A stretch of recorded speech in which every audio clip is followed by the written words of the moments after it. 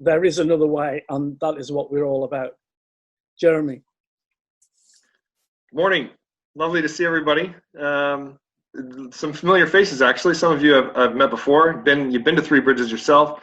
We've communicated maybe on Twitter or LinkedIn, or you've emailed. It's nice to see some people that I recognize, especially in these crazy times. I mean, yeah, it's nice to see some familiar faces. It's also nice to see some new faces. If I'm honest, I don't often get the opportunity, definitely not as often as I would like, to speak to a group of like-minded people. I often get thrown into conferences, and people have never heard, they don't know who I am or what Three Bridges is all about. And then they get shocked. I come out and say, well, we don't know observations, no scrutiny, no monitoring, and they're all like short-circuiting, and the rest of the talk they don't hear.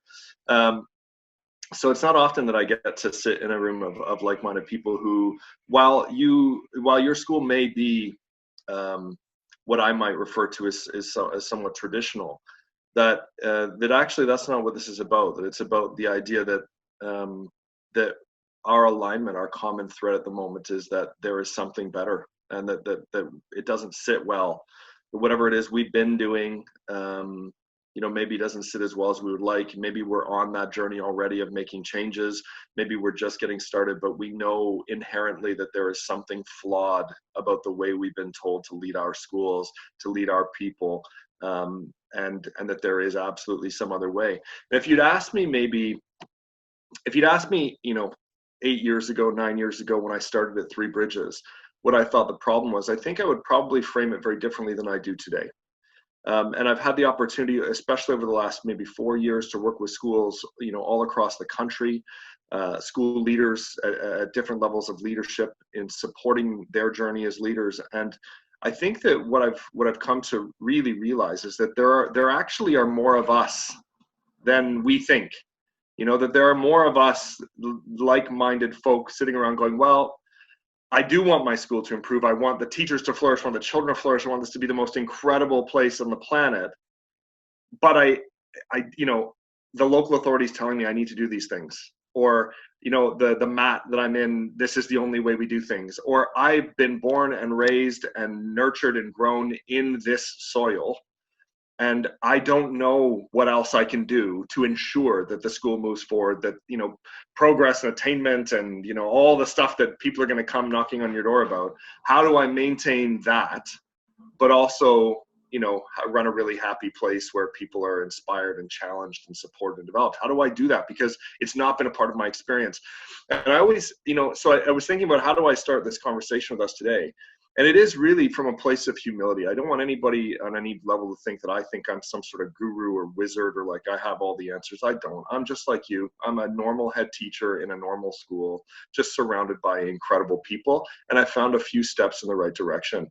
And a lot of those steps, if I'm completely honest, come from my own background. I mean, you can hear from my funny accent that I am not English. I'm also not American.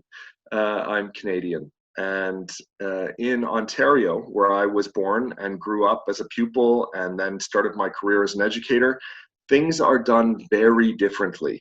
And there are children in buildings with adults at the front of rooms in Ontario, and we also call them schools. But that is about as close as it gets. There's very little else that is similar, and especially when it comes to the leadership and management of schools. And thank you for whomever just said Happy Canada Day. It was Canada Day a couple of days ago. Yes, I have Canadian beer in my fridge. So I guess, I want to talk with you about this idea of well-being. I really love that Sunita started us with that. And just so we know, I'm going to talk with you. I'm talking at you. I'm going to do a bit of that. I've said to Sunita, jump in at any point and ask questions and do that sort of thing, because this is a great opportunity to be slightly interactive. And I will pop into the breakout groups a little bit later on. So if you do have further questions or, need further explanation, I'm happy to help there. And my school's doors are always open. Right now they're slightly less open, but in the autumn, when business returns to somewhat normal, and as we get closer to Christmas, I'm sure things will become even more normal. I invite. There's hundreds of people that visit my school a year, and it's not It's not for any other reason than just to connect and share great things that are going on and help each other out. So, talking about well-being, there's lots of stuff you see around the country. I've seen well-being charters. I've seen well-being as physiotherapy. I've seen well-being as health insurance. I've seen well-being as tea and coffee in the staff room. I've seen well-being as haircuts during lockdown. And let me tell you, that actually probably is something about well-being. But this idea that well-being is somehow that which helps us escape the fact that the work is really shitty. And that's not what well-being is about, is it? We know that the real well-being is the work. The well-being has to be the work. It can't be what distracts us from the work or takes us away from the work. We have to design and develop cultures in which the well-being is the work. That people start to feel inspired, coming to work again, doing the job they're doing in the manner in which they're doing it. So I guess that's the prompting question. What does well-being look like? What does great school climate and culture look like in your school? Coupled with the idea that, yes, we still need, my children at Three Bridges deserve a world-class education. They deserve the very, very best. They should be able to achieve to the highest standard, and they should have that opportunity every single day. There should not be a time when they don't get that opportunity. But if I'm not regularly checking up on them, how does that happen? How do we ensure that all of those things come together? So I think that's something I wanted to speak about today. But I guess I always like to start, the conversation often starts in many schools and in many trusts with, we need, students first, children first. We have to put the children first. And listen, I would never ever speak out against that. Our children are our most precious resource, and we need to ensure they grow into an incredible garden. But there is no pupil well-being. There is no pupil collaboration. There is no pupil inquiry. There is no pupil development, growth, challenge in any kind of meaningful, long-term, sustainable way unless we are putting our adults meaningfully in that situation first. We cannot expect our adults to go into classrooms and involve the students and children in incredible learning experiences where they're facilitating collaboration, connected learning, dialogic talk. We cannot expect that of our teachers if they have not experienced it first. And that's, I think, one of the challenges that we face, right? We get this narrative of children first, children first, children first. But actually, it's the unconventional thought that we need to put our adults in a position where they have had meaningful experiences before they try and enact those with the children. And that's part of creating that culture, I think. So what is the compelling reason that your adults have to come to work that doesn't involve money or children? Do you have one? Do they have one? And I say you first, really specifically. I'm speaking to a group of head teachers. What's your compelling reason to come to work that isn't money or the children? Do you feel inspired, aligned, driven? Because it starts with us, doesn't it? If we are not immersed in that kind of environment as leaders, if we don't feel that, no hope in hell of creating that kind of environment for our staff, is there? So it's thinking about our own well-being as well, and it's tracking back the children to us first. So I write a lot about this. I speak a lot about this. You can read a lot of this sort of stuff on my blog. I've got a short time today to speak to you. Obviously, we're not going to solve all the world's problems in half a day or in a 30-minute keynote. But it's thinking about that, the seed in the soil. Are we over-engineering the seed? Are we measuring, monitoring, scrutinizing the seed so much that we actually forget about the soil that we put those seeds in? And that soil is our climate in the school, our school culture. How open to change are your staff?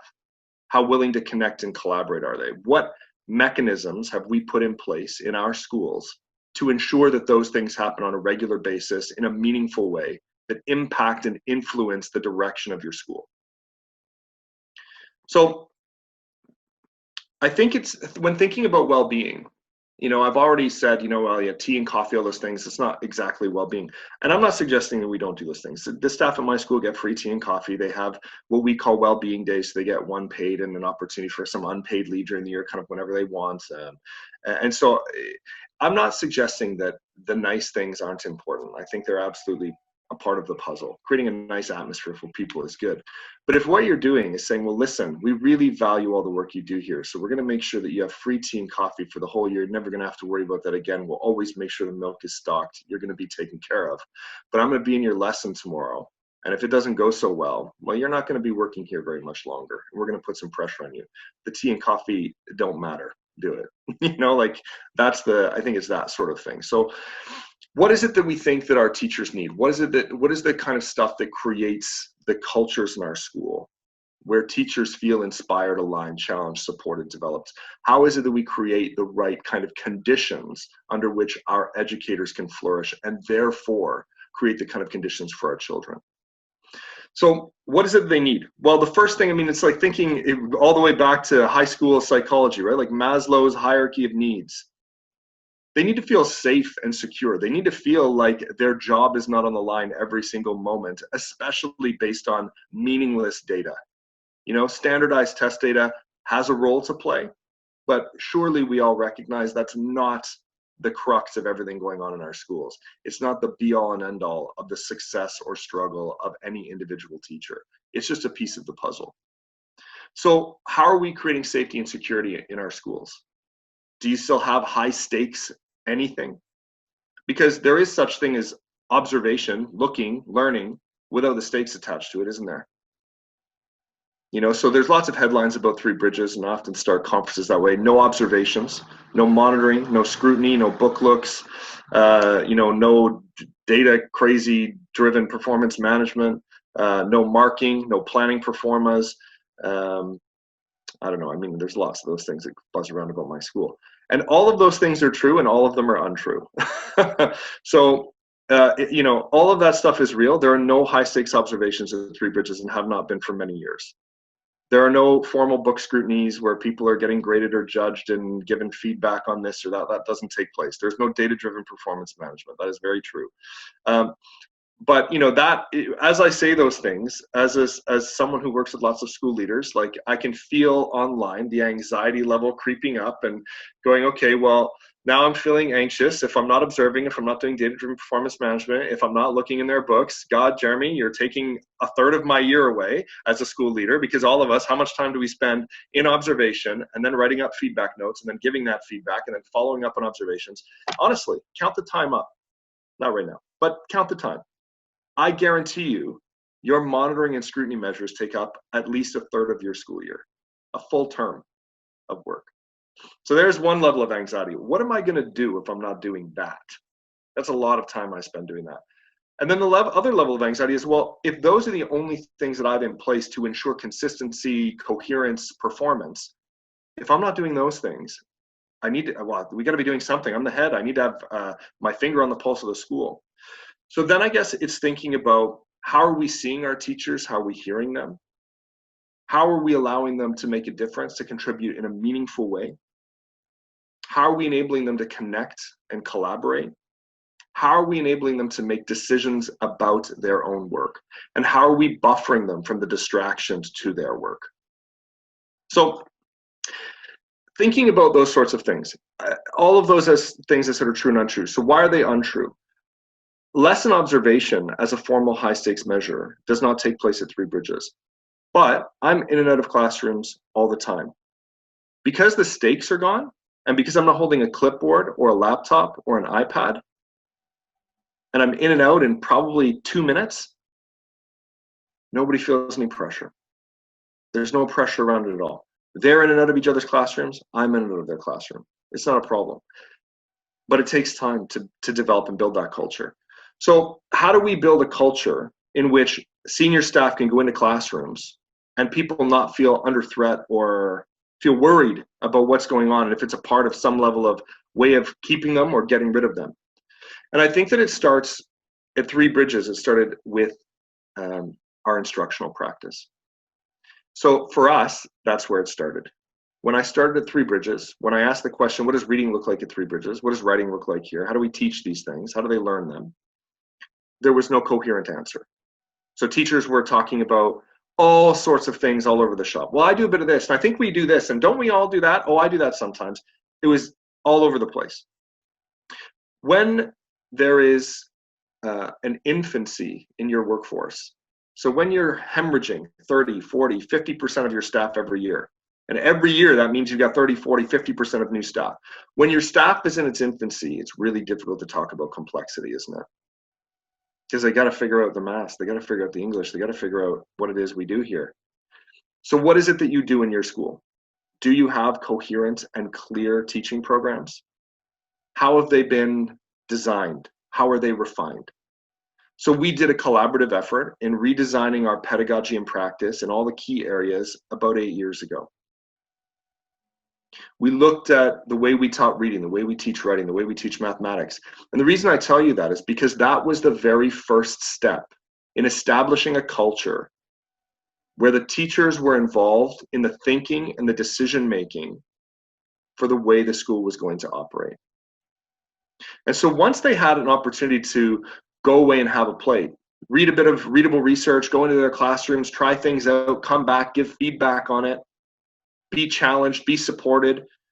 Once they were in that kind of situation where they were now they had ownership over their own practice and processes in the classroom, all of a sudden we were able to start pushing out all of the things that we needed to make sure there were consistencies in the classroom, all the things that made sure the teaching was at the highest standard.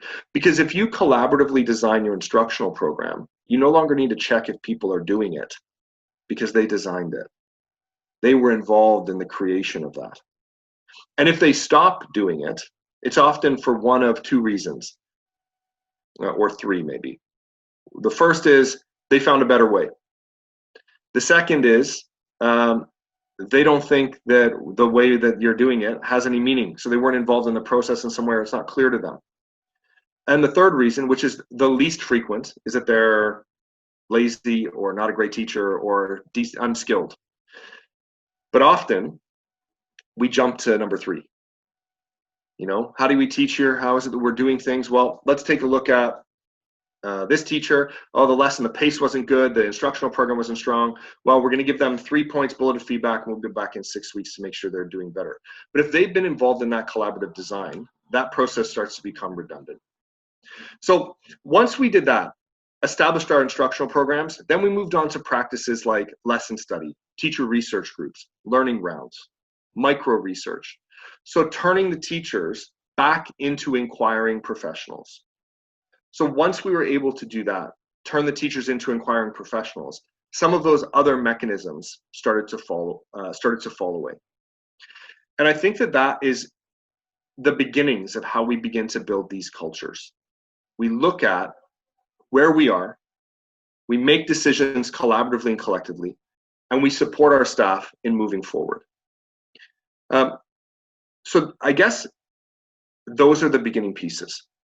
Those are where creating the right culture starts. And I say that because if there's been no decisions about the instructional program, if staff do not feel connected, they don't feel like they're collaborating in meaningful ways to influence their own work, then what starts to happen is all the well-being stuff that we do becomes tokenistic. Because the absolute truth, I guess, that we need to keep going back to is that the joy and the well-being needs to be in the work itself. So if we go back to why it is that, what it is that our teachers need to feel comfortable, confident, safe, making a difference, making decisions that influence their work, it's about creating the kind of culture, creating the kind of mechanisms that allow them to feel that way. Once they're involved in things like lesson study, getting together, planning lessons, looking at what it is that they're trying to do in the classroom, what impact it's having, and then making decisions about how to change that, the work itself starts to become the meaningful piece. Our university graduates that are knowledge workers in a knowledge economy are looking for that level of involvement. Too often, I think what happens is they come into our schools and there's a program of just do this, do this, do this, do this, do this. We're going to be in checking you're doing it. And that's not what they got into professional work for. It's not what they got into human services for. So that, I guess, is where I would spend time focusing as much energy as possible, is creating the kind of structures and systems within your school that allow the professional people to have a voice over what's taking place inside the building, and then have a real voice about how it's going to evolve and how it's going to change. I think those are some of the key pieces. So when we talk about well-being at Three Bridges, we're not talking about well-being days and tea and cakes. And as I said, while we have those things, those are not the things we're talking about. What we're talking about is that their ability to make that meaningful contribution. We're talking about the alignment that they feel to what we're doing as a school. So as a school leader, now you're not doing, if you're not doing a term's worth of observation, monitoring, and scrutiny, we can then begin to ask, well, what is it that we're doing? So part of the work then is, if we're not in doing high stakes observation and monitoring lessons, how is it that we move things forward? Well, we move things forward in a collaborative all the time. So we've established learning communities. You might call them, teaching teams, key stage teams, phase teams, that sort of thing. And the work that they're doing in those teams now is very, very different. So there would be times near that they bring books together, but the purpose of bringing books together, the purpose of bringing those people together is to discuss how things are going, to look at where the success is, where the struggle might be, and then to design what is coming next. So part of that cultural shift was when I arrived at Three Bridges 8 years ago, a lot of the teachers were just looking to be told. They'd been told for a long time. They had never experienced anything like action research or practice-based research. They'd never been involved in decision-making at the school and at the classroom level that influenced their instruction. It was very much this is, you're here to teach, you're the teacher, make the best decision you can, but I'll be in making sure you're making the decision that I think is right. And surely that comes from the way our system operates, right? As head teachers, you're completely free. All of us have autonomy. Every school, we can do whatever we want to do. Just not like that. Or you can do anything you want in the whole wide world. You're a head teacher. You make all the decisions. But Ofsted's going to come in and make sure you're following their framework. So, I mean, the freedom that we have in schools in England is slightly false, because there are freedoms that we have, but within quite a narrow framework very often. And so we have to think, are we recreating those same stifling frameworks, those same stifling conditions for the teachers that we serve? How is it that we can create the structures and systems in our school in a collaborative manner, in a connected way, so that the teachers themselves are part of that process? And as a leader, my job at the beginning, and even to this day, is to provide, that vision of our cathedral. Where is it that we're going? When I started at Three Bridges, if we'd asked teachers what it was they did in the school, they would have said that they were stone cutters. They would have said they were coming in every day, shifting rocks, cutting, shifting, cutting, shifting. That's what they're there to do. My job was to help them, turn them into cathedral builders, that they needed to know where we were going and what that cathedral looked like. But if after a year or two of building the cathedral, that the plan was we should, add an extension to the kitchen, if the staff think it should go in the living room, then that's where it needs to go. And I think it's that level of vision setting, really bringing people together to go towards that vision and mission, but being vulnerable enough and comfortable enough as a leader to say, well, actually, when it's not going in the direction I thought, that actually might be a better thing. I mean, the truth is that if Three Bridges today look like I thought it should 8 years ago, that our school would be in a really horrible place, I'm sure. It wouldn't be in the great place that it is in today. And it's because I got out of the way of the teachers. I created the conditions under which they could ask really strong questions and come up with better questions, and then try and answer those questions. And through that process, really redesign the direction of our school, so that today our curriculum, I would say, is quite a strong offer. The teaching practice and pedagogy in the school is incredible. And all of that was born out of the people in the building, not out of the vision that I created. Because the vision I created was that I really wanted our school to be reflective of many voices. I mean, today, There's lots of talk today about our curriculum, for quite obvious reasons. And more recently, in the last 12 or 18 months, there's been lots of talk about decolonizing our curriculum. But that concept of colony, of colonial, it's a leadership thing too, isn't it? That if your school reflects the vision of one person, of you, that's colonialism in its heart, isn't it? What we're all fighting against today. Fighting against the colonial nature of our curriculum so that it represents the views and the visions of more than one voice, more than one mind, more than one story. And so how does our school do that? Does your school do that? Is your school a representation and reflection of you or of the people that are in it, of our global community? So what are the kind of things that we're doing in schools to create those sorts of conditions? And I think going back to that, that seed and that soil analogy, thinking about our educators as those seeds, we can monitor them, measure them, we can add the special ingredients to them, but if we never take care of the soil that they're in, if we're never trying to create the conditions under which they can flourish, then all the monitoring and measuring in the world is only proving that. So what's your soil like? What are the mechanisms that you have in your school that are fostering the connection and collaboration that educators need to flourish? What is it that you're doing in your school to allow your teachers to contribute in a meaningful way? Do they have voice? Do they have agency? And is it on purpose? Do they feel that? Are they inspired by their work itself? Do they feel that they're contributing to something great? Is there a compelling reason for them to turn up at work? Is there a compelling mission that your school is fulfilling? What is the soil that they're in? And I think the rest of this conference is about exactly that. It's having conversation and planning towards really enriching the kind of soil that the educators that you serve are in. And so that's where I want to end this today, is just thinking about that. What are the kind of conditions and mechanisms that you're using and you're creating in your own school to create the kind of soil that keeps teachers in classrooms, in your school, that has them enacting the kind of environment that you truly want for your children?